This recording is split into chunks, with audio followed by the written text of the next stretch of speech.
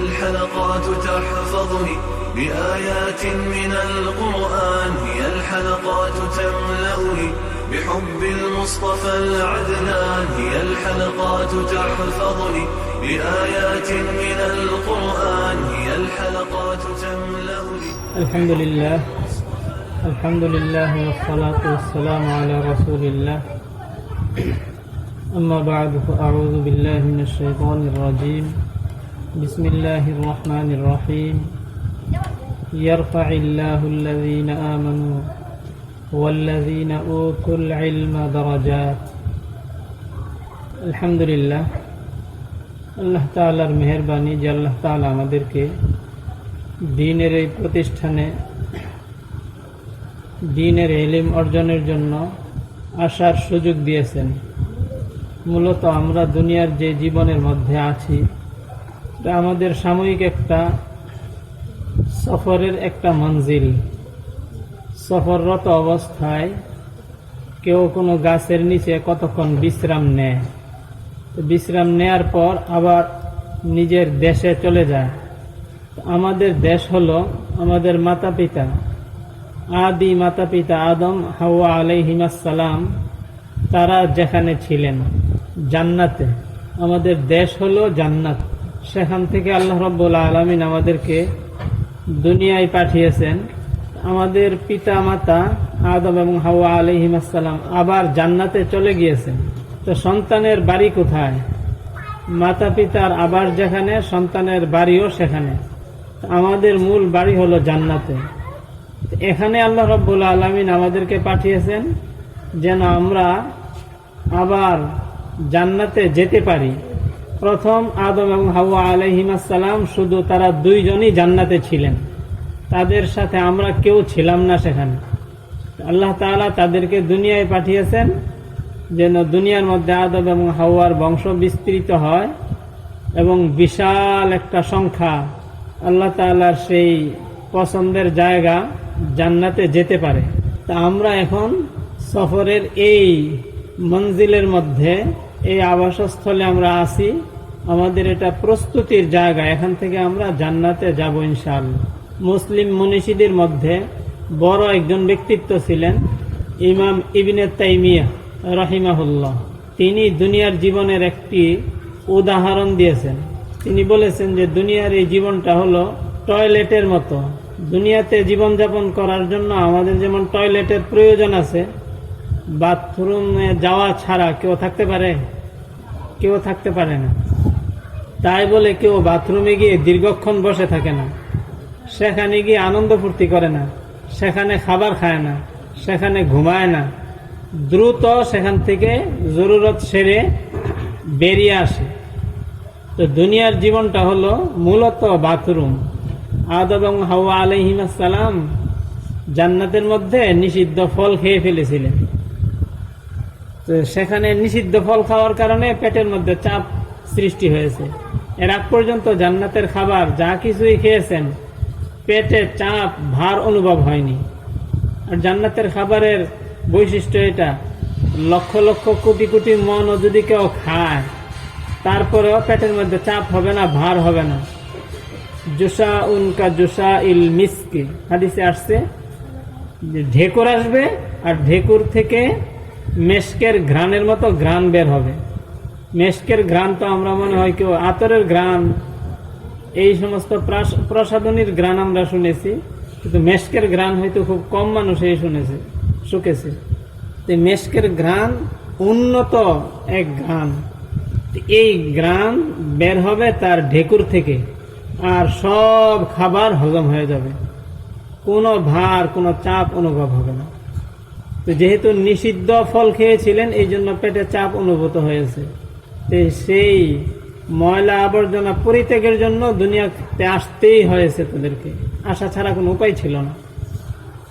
আসলে মূলত দুনিয়া যত আমাদের কাছে উপভোগ্যই হোক আর যত আনন্দেরই হোক না কেন, আসলে প্রকৃত অর্থে এটা এই ময়লা আবর্জনার একটা জায়গা। এই জন্য আল্লাহ রাব্বুল আলামিন, আল্লাহ তাআলা তার প্রিয় বান্দাদেরকে দুনিয়া বেশি করে দিয়ে দেন না। তিনি চান যে তার প্রিয় ব্যক্তিরা দুনিয়ার অল্পই গ্রহণ করুক, যতটুকু প্রয়োজন এর চেয়ে বেশি গ্রহণ না করুক।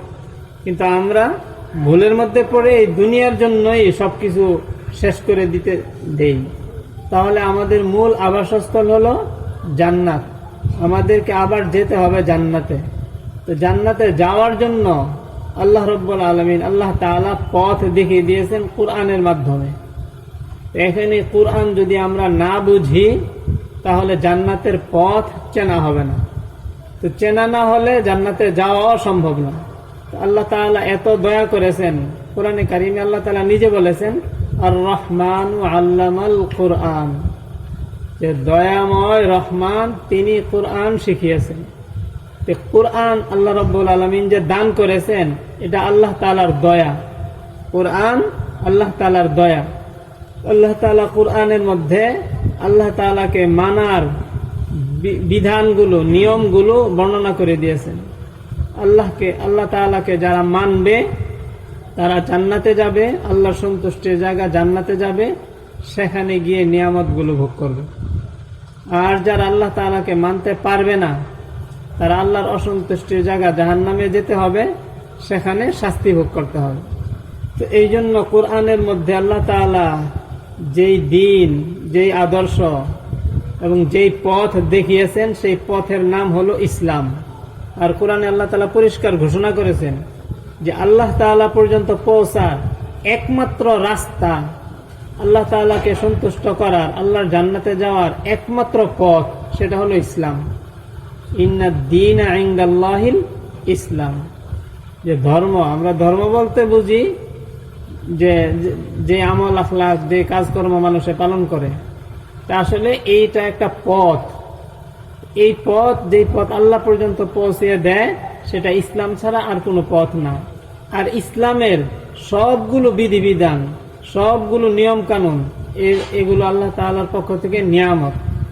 কোরআনে পরিষ্কার আল্লাহ তাআলা বলেছেন আল ইয়াউমা আকমালতু লাকুম দীনাকুম ওয়া আতমামতু আলাইকুম নি'মাতি ওয়া রাযীতু লাকুমুল ইসলামা দীনা। আজ তোমাদের জন্য আমি আমার নিয়ামত পরিপূর্ণ করেছি, তোমাদের দিন পরিপূর্ণ করেছি, অর্থাৎ আমার নিয়ামতগুলো তোমাদের উপর পরিপূর্ণ করে দিয়েছি। দিনের প্রতিটা বিধান, একটু ভালো করে আমরা বিষয়টা খেয়াল করি, যে দিনের প্রতিটা বিধান এটা আল্লাহ তাআলার নিয়ামত। নিয়ামত বলতে দুনিয়ার মধ্যে আমরা বুঝি কি, ভালো খাবার, ভালো আবাস, ভালো ব্যবহারের দ্রব্য সামগ্রী, এইগুলোকে আমরা নিয়ামত বলি। এগুলো নিয়ামত, কিন্তু প্রকৃত নিয়ামত হলো দিনের বিধানগুলো। একটা শুধু নমুনা উল্লেখ করতেছি, মেয়েদের জন্য বিশেষভাবে এদের জন্য আকর্ষণীয় বিষয় হলো কি, তাদের প্রসাধনী সামগ্রী, সাজসজ্জা, সৌন্দর্য, এটা হলো তাদের কাছে একটা আকর্ষণীয় বিষয়। আর আল্লাহ তাআলা তাদেরকে বানিয়েছেন সৌন্দর্যের জন্য। তো কোরআনে কারীম, এই কোরআনে কারীমকে আল্লাহ তাআলা বলেছেন লাকাদ জাআকুম মিনাল্লাহি নূরুন ওয়া কিতাবুম মুবিন। আল্লাহ তাআলার পক্ষ থেকে তোমাদের কাছে এসেছে নূর এবং স্পষ্ট গ্রন্থ। তো কোরআনে কারীম এটা হলো নূর। নূর শব্দের অর্থ আলো। আলো এটা অন্ধকার না ফর্সা, সুন্দর না কালো? আলো সুন্দর। তো কোরআনে কারীম যে আলো, এটা যে সুন্দর, কেমন সুন্দর? আল্লাহ, একটা হরফ যদি কেউ পড়ে কোরআনে কারীমের, তাহলে একটা নেকি হয়। আর এই একটা নেকি 10 গুণ হয়ে যায়। কমপক্ষে কয় গুণ হয়? 10 গুণ। হাদিসে পরিষ্কার আসছে যে একটা হরফ পড়লে ওই ব্যক্তি কয়টা নেকি পায়? একটা হাসানা। আর প্রতিটা নেকি কত গুণে বৃদ্ধি পায়? 10 গুণে। ওয়াল হাসানাতু বিআশরি আমসালিহা। আর একটা নেক কয় গুণে বৃদ্ধি পাবে? 10 গুণে। এই হিসাবে আমরা বলি যে প্রতিটা হরফে নেকি কয়টা? 10টা। যাই হোক, কথা এটাও ঠিক আছে। একটা নেকি দিয়ে একজন বান্দা মৃত্যুর পরে জান্নাতের জীবনের মধ্যে যা পাবে সেটার ছোট একটা বিবরণ দিচ্ছি। জান্নাতের মধ্যে স্বাভাবিক জান্নাতি যারা হবে তারা প্রতি সপ্তাহে একবার আল্লাহ তাআলার সাথে সাক্ষাৎ পাবে। জান্নাতের মধ্যে যত নিয়ামত আছে, খাবার দাবার, আনন্দ ফুর্তি, খেল তামাশা, হই হুল্লোড় যা আছে সবকিছুর চেয়ে বেশি আনন্দের হবে আল্লাহ তাআলাকে দেখা। সেখানে গেলে বোঝা যাবে যে আল্লাহ তাআলাকে দেখা যে কত মজাদার। সবকিছু ভোগ করার পরে যখন আল্লাহ তাআলাকে দেখবে, তারা ভাববে যে সবচেয়ে আনন্দের বিষয় এতক্ষণে আমরা কি করেছি, পেয়েছি। সাধারণ মুমিন যারা, তারা সপ্তাহে একদিন, সেই দিনটার নাম হবে ইয়াউমে মাজিদ, সেই দিন আল্লাহ তাআলার সাক্ষাৎ পাবে। আল্লাহ তাআলার সাথে সাক্ষাতে যখন যাবে, তখন তারা সেজে গুজে যাবে। তো সাক্ষাৎ হবে তো কোনো এই গলি চিপার মধ্যে না, সুন্দর বিশাল মাঠের মধ্যে হবে। এবং প্রত্যেকেই আল্লাহ তাআলাকে তেমন ভাবে দেখবে। রাসূল সাল্লাল্লাহু আলাইহি ওয়াসাল্লাম বলেন যে চাঁদ সূর্যকে তোমরা কোটি কোটি মানুষ দুনিয়ার মধ্যে থেকে দেখতে যেমন তোমাদের কোনো ধাক্কাধাক্কি ভিড় হয় না, হয় সবাই স্বাভাবিকভাবে কি করতে পারে, দেখতে পারে। কোনো লাইন ধরতে হয়, সিরিয়াল দিতে হয়? আল্লাহ তাআলাকে এইভাবে সবাই সরাসরি দেখবে, সরাসরি আল্লাহর সাথে কথা বলবে, কোনো ভিড় ধাক্কাধাক্কি সিরিয়াল কিছুই থাকবে না। এখন আল্লাহ তাআলাকে দেখার পরে তারা আল্লাহর দেখার সৌন্দর্য, এই মুগ্ধতায় কত বৎসর, কত হাজার বৎসর বা কত লক্ষ বৎসর তাদের সময় পার হয়ে যাবে, তারা বুঝতে পারবে না। এক সময় আল্লাহ রাব্বুল আলামিন নূরের পর্দা দিয়ে দিবেন নিজের মধ্যে আর বান্দাদের মধ্যে, যেন তারা জান্নাতে গিয়ে স্বাভাবিক জীবনে অন্যান্য নিয়ামতগুলো কি করতে পারে, ভোগ করতে পারে। তো সবাই ফিরে আসবে, সবাই ফিরে আসবে নিজ নিজ বাসায়। ফিরে আসার পথে তারা এক বাজারের মধ্যে দিয়ে অতিক্রম করবে। রাসূল বলেছেন যে জান্নাতের মধ্যে কি হবে, বাজার হবে। এখন এই জান্নাতের বাজার থেকে যে পণ্য ক্রয় করবে, মাল সামান ক্রয় করবে, ক্রয়ের জন্য তো কিসের প্রয়োজন পড়বে? দুনিয়ার মধ্যে ক্রয়ের জন্য পয়সা টাকার প্রয়োজন পড়ে। সেখানে তো টাকা পয়সা হবে না, হবে কি নেকি। সেখানে ক্রয়ের জন্য দিতে হবে কি, দিতে হবে না, থাকতে হবে নেকি। দিতে হবে না, কি দিতে হবে না, থাকতে হবে নেকি। থাকতে হবে এই জন্য বললাম, এটার উদাহরণটাই আগে দেই, যে একজন ফকিরে যদি কারো কাছে 1000 টাকা ধার চায়, করজ চায়, কেউ দিতে প্রস্তুত হবে? আচ্ছা, একজন কোটিপতি সে যদি কারো কাছে 1000 টাকা ধার চায়, যে কেউ দিবে না, দিবে না। নগদ হাতে টাকা নাই ফকিরেরও, ওই কোটিপতিরও, কিন্তু ফকিরকে কেউ ধার দেয় না, আর কোটিপতিকে কি দেয়? কেন কোটিপতিকে ধার দেয়? কারণ তার সম্পদ আছে, হাতে না থাকলেও তার সম্পদ কি আছে। ঠিক জান্নাতের দোকানের মালগুলো কিনতে হলে নিজের নেকি থাকলেই চলবে, এটা কি করতে হবে না, দিতে হবে না। তার আছে এই ভ্যালু, কি বলে এটাকে, এই ওজনে, এই ভারের কারণেই তাকে কি দেওয়া হবে, মাল দিয়ে দেওয়া হবে। এই মালটা খরচ করতে হবে না তার। একটা নেকি, কারি তৈয়ব সাহেব রাহিমাহুল্লাহ বলেছেন যে কোন জান্নাতি এমন হবে যে সে জান্নাত থেকে একটা, জান্নাতের বাজার থেকে একটা ফটো কিনে আনবে। কি কিনে আনবে? ফটো, ছবি। দুনিয়ার মধ্যে তো ছবি টানানো ঘরের মধ্যে, এটা কি হারাম? হারামই না শুধু, রাসূল সাল্লাল্লাহু আলাইহি ওয়াসাল্লাম বলছেন যেই ঘরের মধ্যে কি থাকবে, ফটো থাকবে, সেই ঘরের মধ্যে রহমতের ফেরেশতা আসবেন। অনেকের ঘর এমন আছে যে ঘর ফটো দিয়ে সাজানো, এই ঘরের মধ্যে এই 10 বছর, 20 বছর, 5 বছর, 1 বছর, 1 মাস যাবৎ কোন রহমতের ফেরেশতা আসতেছেন। তো রহমতের ফেরেশতা যেই ঘরে না আসবে, সেই ঘরের মানুষদের অন্তরটা কি হবে? জান্নাতমুখী হবে না জাহান্নামমুখী হবে? জান্নাতের কাজ ভালো লাগবে না জাহান্নামের কাজ ভালো লাগবে? এই জন্য ঘরের মধ্যে ফটো টানানো, ছবি টানানো, এটা দুনিয়ার মধ্যে মারাত্মক গুনাহ। কিন্তু জান্নাতের মধ্যে কোনো নিষিদ্ধতা নেই, কোনো গুনাহ নেই, শুধু আনন্দ ফুর্তি, যা চায় তা করতে পারবে। তো জান্নাতি একজন ব্যক্তি, নিম্ন শ্রেণীর জান্নাতিও যদি কেউ হয়, তাহলে সে কয়টা হুর পাবে? 72টা হুর পাবে। কয়টা? 72। হুরের বিবরণ হাদিসে যেমন আসছে যে জান্নাতি নারী, এই জান্নাতি হুর, জান্নাতে আল্লাহ তাআলা তাদেরকে সৃষ্টি করছেন, সেখানেই তাদেরকে বড় করেছেন, সেখানের জান্নাতি পুরুষদেরকে ব্যবহারের জন্য তাদেরকে আল্লাহ তাআলা দান করবেন। তো তাদের সৌন্দর্য হবে এমন যে তাদেরকেও যদি দুনিয়ার মধ্যে নখ প্রকাশ করতো, নখ দেখে একটা মানুষের সৌন্দর্য বোঝা যায়, কিন্তু জান্নাতি হুরদের নখ দুনিয়ার মধ্যে প্রকাশিত হলে দুনিয়ার চাঁদ সূর্যগুলো মলিন হয়ে যেত। একেবারে সূর্যের আলোর মধ্যে, রোদের মধ্যে দুপুর বেলায় যদি কেউ মোমবাতি জ্বালায়, তো মোমবাতির আগুনের দ্বারা কি ফর্সা হবে না ছায়া হবে? বুঝে নাই কথা। মোমবাতির যে আগুন হবে, এই আগুনের কি ছায়া হবে না আগুনের দ্বারা ফর্সা হবে? ছায়া হবে না। এই আগুন দিয়ে কোনো ফর্সা হবে? তো জান্নাতের হুরের ওই নখের সামনে দুনিয়ার চার সূর্যগুলো এমন ছায়া হবে, এটার কোনো ফর্সা থাকবে না। তো নখ যদি এমন সুন্দর হয়, আঙ্গুল কেমন সুন্দর, আঙ্গুল যদি এমন সুন্দর হয়, তো শরীর কেমন সুন্দর। এটা হলো জান্নাতি হুরের বিবরণ। কার বিবরণ? একটা নেকি থাকলে এমন একটা হুর সে কি করবে? এমন একটা হুর না, এমন ধরনের হুর যে ব্যবহার করতেছে, সে যেই ছবির জন্য পাগল হবে, সেই ছবিটা কেমন হবে? জান্নাতি ব্যক্তি আল্লাহ তাআলাকে দেখার পর বাজার থেকে এমন একটা ছবি বাড়িতে টানায় রাখার জন্য নিয়ে আসবে। ছবি দেখে সে আনন্দ ভোগ করবে, তাহলে ছবিটা কেমন সুন্দর হবে। আল্লাহ তাআলার কুদরতে ওই ছবি নিয়ে সে বাড়িতে প্রবেশ করার সময় ওই ছবিটার যে ব্যক্তি, যে লোক, যে হুর, সে নিজে অস্তিত্ববান হয়ে যাবে। এটা আর ছবি থাকবে না, কি হয়ে যাবে? বাস্তব মানুষ হয়ে যাবে, তার সঙ্গী হয়ে যাবে। তাহলে তার আনন্দটা কোন পর্যায়ে পৌঁছবে এখন? এই হুর, এটা কি অন্যান্য হুরের চেয়ে বেশি সুন্দর না? কারণ এই হুর সে অর্জন করছে কি দিয়ে? একটা নেকি দিয়ে। একটা নেকি দিয়ে যদি এমন সুন্দর হুর অর্জন করা যায়, তাহলে এই নেকিটার ভিতর এই সৌন্দর্যতাটা আছে না নাই? আর এই নেকিটা লাভ করছে কি?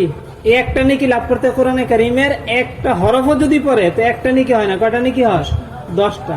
তাহলে একটা হরফের ভিতর কতজন হুর আছে? কমপক্ষে 10 জন ধরি। একটা হরফের ভিতর 10টা হুরের নূর এবং সৌন্দর্য আছে। বিষয়টা আমরা বুঝেছি।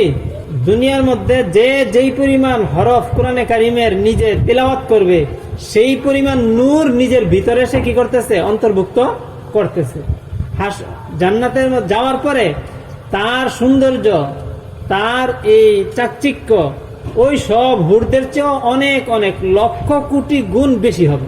জান্নাতের হুরেরা, দুনিয়ার যে মহিলারা জান্নাতে যাবে, এদের সৌন্দর্যের সামনে জান্নাতের হুরদের সৌন্দর্য কোনো হিসাবেই আসবে না।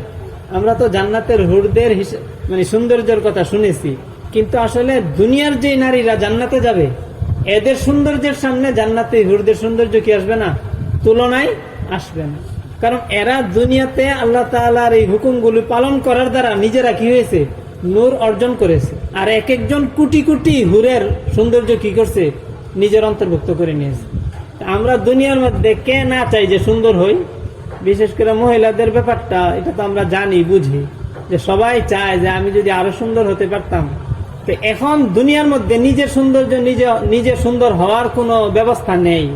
প্রসাধনী কিছুদিন ব্যবহার করলেও পরে দেখা যায় চেহারা নষ্ট হয়ে গেছে, হয় না?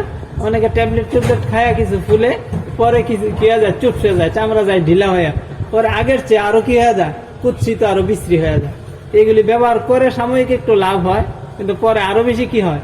ক্ষতি হয়। কিন্তু আখেরাতে চিরস্থায়ী জীবনে নিজের জীবনকে, নিজের দেহটাকে চিরদিনের জন্য সৌন্দর্য এবং উন্নত করার ব্যবস্থা আল্লাহ তাআলা আমাদের হাতে কি করছেন?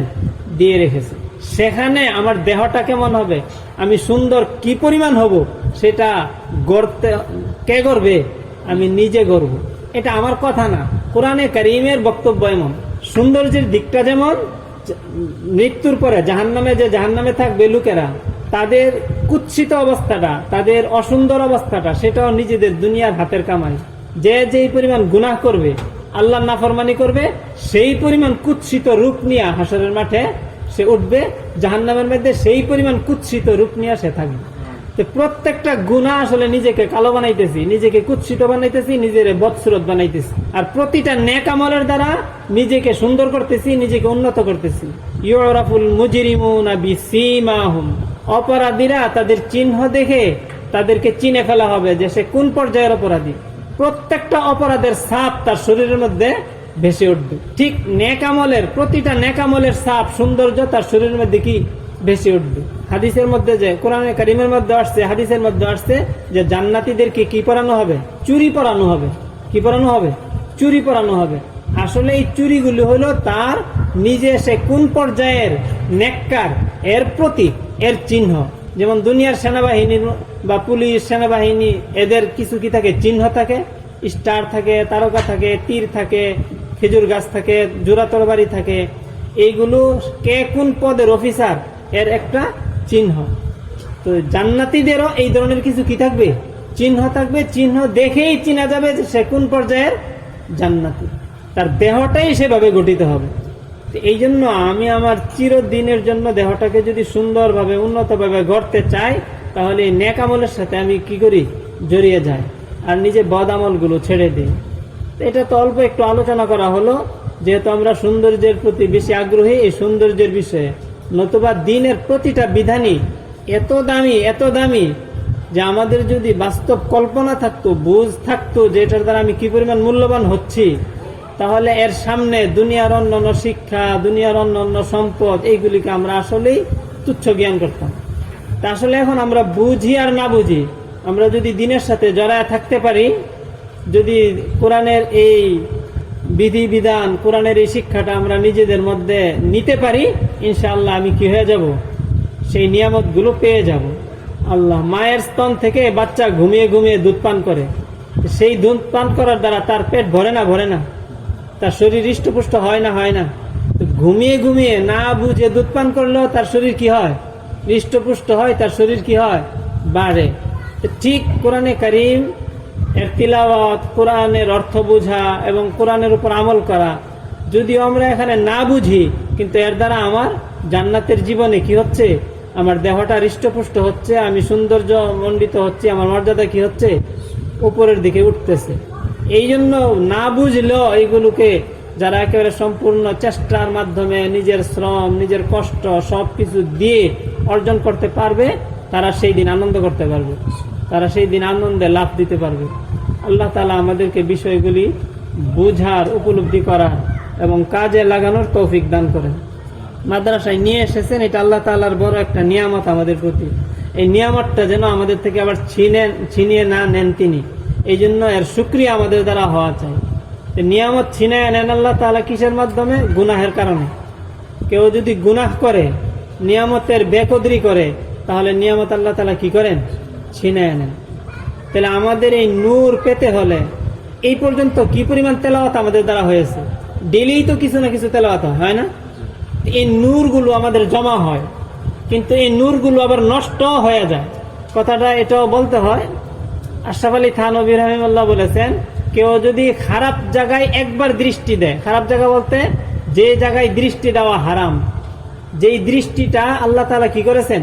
নিষেধ করেছেন, সেখানে যদি সে কেউ কি দেয়, একবার দৃষ্টি দেয়, তাহলে 1000 রাত তাহাজ্জুদ পড়ার দ্বারা যেই নূর হবে, সেই সব নূর জলে ছাই ভস্ম হয়ে যায়। কথাটা আবার খেয়াল করি, যে একটা গুনাহের দ্বারা 1000 রাতের তাহাজ্জুদের নূর কি হয়ে যায়? নষ্ট হয়ে যায়। আমাদের যে নূরগুলো সঞ্চিত হচ্ছে, জমা হচ্ছে, এগুলিকে আমরা ঠিক রাখবো না নষ্ট করে দিব? ঠিক রাখতে হলে গুনাহ থেকে নিজেদেরকে বাঁচিয়ে রাখতে হবে, বিশেষ করে বদ নজরির গুনাহ, মানে কুদৃষ্টির গুনাহ।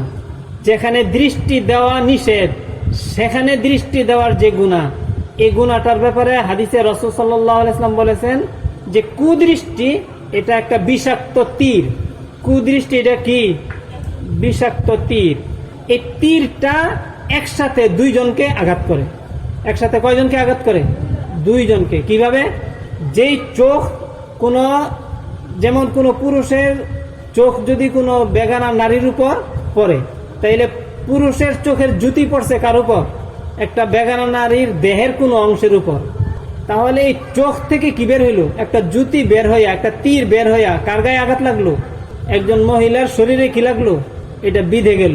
আবার মহিলার শরীরটা সে দেখেছে না চোখ দিয়া, তো শরীর থেকে একটা ফোকাস, একটা আলো বের হয়েই তো তার চোখে ধরা পড়ছে। তার শরীর থেকে একটা তীর বের হয়ে ওই ব্যক্তির চোখের মধ্যে বিঁধলো। তো তীর কয়জনের গায়ে লাগলো? দুইজনের গায়ে। একজনের চোখ দিয়া তীর ঢুকছে, আরেকজনের শরীরের অন্য কোন অঙ্গ দিয়া তীর কি করছে? ঢুকছে। আর রাসূল সাল্লাল্লাহু আলাইহি ওয়াসাল্লাম বলছেন যে এই তীরটা হলো বিষাক্ত তীর। বিষাক্ত তীর বলা হয়, আগেকার দিনে তীরকে বিষের মধ্যে ডুবিয়ে রোদে শুকানো হইতো, আবার ডুবিয়ে আবার রোদে শুকানো হইতো।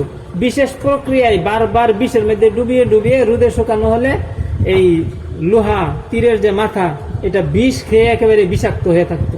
তখন এটা রক্তের ছোঁয়া তার মধ্যে লাগার সাথে সাথে সাপে কামড় দিলে যেমন সারা দেহে বিষ ছড়ায় যায়, ওই তীর রক্তের সাথে স্পর্শে আসার সাথে সাথেই সারা শরীরে কি হয়ে যায়, বিষ ছড়াইয়া যায়, শরীর শেষ হয়ে যায়, মরে যায়। এই জন্য যে সমস্ত নারীদেরকে পরপুরুষে দেখে এরা সারা জীবন মানুষের তীরের আঘাতে জর্জরিত হতে হতে বিষাক্ত হয়ে যায়। এদের থেকে সুসন্তান আল্লাহওয়ালা বুজুর্গ বেশি কি করা যায় না, আশা করা যায় না। এই জন্য আল্লাহওয়ালা বুজুর্গ বংশধর কেউ যদি কামনা করে, নিজেদেরকে এই বিষাক্ত তীর থেকে কি করতে হবে, রক্ষা করতে হবে, হেফাজত করতে হবে।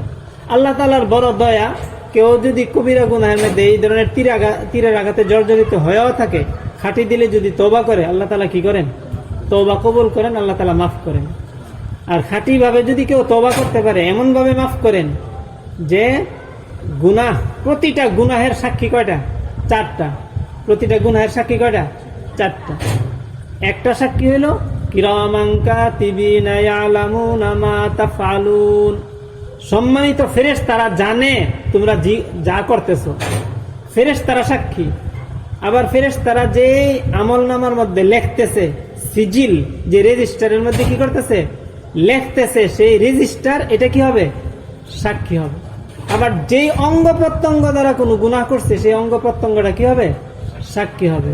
আল ইয়াউমা তাশহাদু আলাইহিম আলসিনাতুহুম, সেই দিন তাদের নিজেদের অঙ্গ প্রত্যঙ্গ তাদের বিরুদ্ধে কি দিবে, সাক্ষী দিবে। আবার যে জায়গার মধ্যে কি করেছে, বদামল খারাপ কাজটা করেছে, কোন জায়গার মধ্যে থেকে তো করেছে, আল্লাহর কোন জায়গার মধ্যে থেকে বদামল করে নাই, সে জায়গাটা সাক্ষী থাকবে। ইয়াউমা ইদিন তুহাদ্দিসু আখবারাহা বিআন্না রাব্বাকা আওহা লাহা, যে জমিন সে সাক্ষী দিয়ে দিবে যে আমার মধ্যে থেকে এই বদামলটা করা হয়েছে। তো কয়টা সাক্ষী, 4টা সাক্ষী। তো কেউ যদি খাঁটি ভাবে তওবা করে, আল্লাহ তাআলা এইভাবে তার তওবা কবুল করেন যে আনসাল্লাহুল হাফাজাতা, ফেরেশতাদেরকেও ভুলাইয়া দেন। রেজিস্টার থেকে তো মুছে যায়, ফেরেশতারাও কি করে, ভুলে যায়। এই জন্য আমাদের যাদের দ্বারা না জানার কারণে, অজ্ঞতার কারণে ভুল হয়ে গেছে, আমরা এই ভুল থেকে ইনশাল্লাহ ফিরে আসব। আর যেন আমাদের গায়ে তীরের কোনো আঘাত লাগতে না পারে, এই ব্যাপারে আমরা সতর্ক থাকবো। ইনশাল্লাহ থাকবো তো। তীরের আঘাত আমরা বুঝতে পেরেছি, বেশি আঘাত লাগলে ক্যান্সার হয়ে যায়, পরে আর কি হয় না, এটা আর ভালো হয় না। একটা জায়গার মধ্যে বারবার তীরের আঘাত লাগলে, বাহ্যিক তীরের আঘাতে যদি লাগে, কি হবে, ক্যান্সার হয়ে যাবে না। এই জন্য যা হয়ে গেছে আল্লাহর কাছে তওবা করব, ভবিষ্যতে আমাদের দ্বারা যেন এমন কিনা হয়, আমাদের গায়ে যেন কারো তীর না লাগে, বা আমাদের চোখের তীরও যেন কোথাও গিয়ে না বিধে। তাহলে যেখানে বিধবে সেখান থেকেও আমাদের চোখের দিয়ে একটা তীর কি করবে, ঢুকবে। আল্লাহ তাআলা আমাদেরকে চোখ, শরীর সবকিছু তীরের আঘাত থেকে কি করেন, হেফাজত করেন। যদি আমরা এইভাবে হেফাজতে থাকতে পারি, তাহলে ইনশাআল্লাহ যেই নেকামল গুলোই করবো, সেই নেকামল গুলো আমাদের জন্য জমা হবে। এক একটা হরফের দ্বারা এই 10 না 100 হুরের চেয়ে বেশি সৌন্দর্য আমার দেহের মধ্যে কি হয়ে যাবে, জমা হয়ে যাবে। এবং এটা প্রকাশ পাবে হাসরের মাঠে। সেই দিন প্রতিযোগিতায় লিপ্ত হব, কে কতটুকু সুন্দর, সেই দিন বোঝা যাবে যে কে কতটুকু সুন্দর। আল্লাহ তাআলা আমাদেরকে সেইভাবে নিজেদের জীবনটা গঠন করার তৌফিক দেন। ওয়া আখিরু দাওয়ানা আলহামদুলিল্লাহি রাব্বিল আলামিন।